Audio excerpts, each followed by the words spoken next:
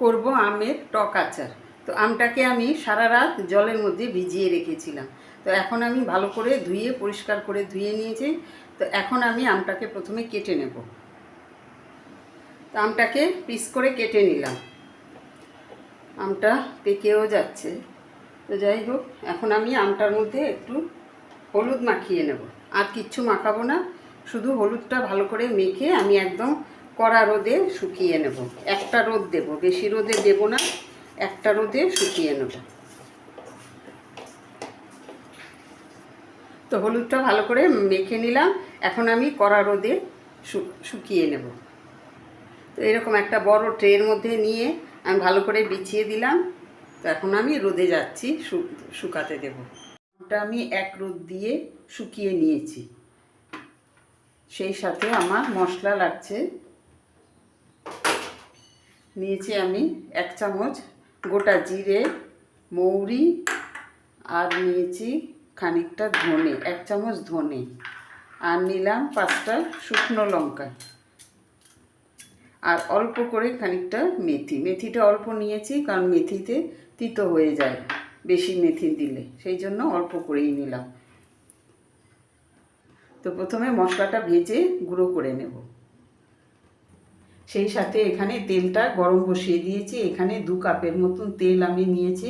প্রথমে তেলটাকে ভালো করে গরম করব, একদম ধোয়া ওঠা পর্যন্ত তেলটাকে ভালো করে গরম করে নেব। প্রথমে শুকনো লঙ্কাটাকে একটু ভেজে নিলাম।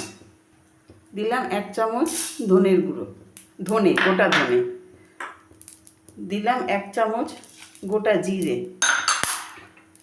দিলাম, 1 চামচ মৌরি দিলাম, খুব সামান্য করে মেথি। এখন আমি এটাকে ভেজে নেব। একদম পুরো ভাজবো না, গোটা মশলার ময়েশ্চারটা যাতে শুকিয়ে যায় সেরকমভাবেই ভাজবো। তো তেলটাও একদম ভালো গরম হয়ে গেছে, একদম ধোয়া ওঠা গরম হয়ে গেছে। তেলটাকেও ঠান্ডা করে নেব। সেই সাথে মশলাটাও আমার ভাজা হয়ে গেছে, মশলাটাকেও আমি একটু ঠান্ডা করে নেব। তেলটা ঠান্ডা হয়ে গেছে, আর সেই সাথে মশলাটাও গুঁড়ো করে নিয়েছি। মশলাটা সম্পূর্ণ গুঁড়ো করিনি, আধ ভাঙা করে নিয়েছি। দিয়ে আমি এখন তেল আর মশলা মিশিয়ে নেব।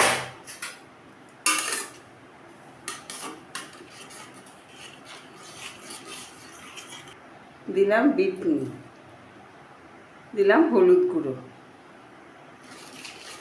তো ভালো করে মিশিয়ে নেব। এখন আমি আমটা দিয়ে দেব তেলের মধ্যে।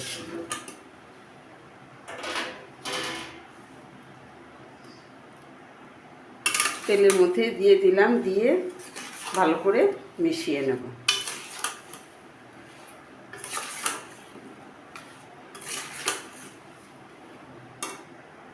তো সব কিছু ভালো করে মিশিয়ে নিলাম, আর একটু ঠান্ডা করে নেব। তেলটা এখনও একটু গরম আছে, এরপরে আমি বোতলের বয়ামে ঢেলে নেব।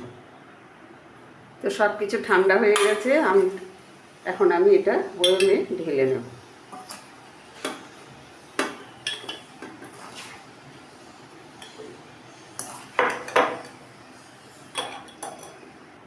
তো বয়ামে ভরে নিলাম।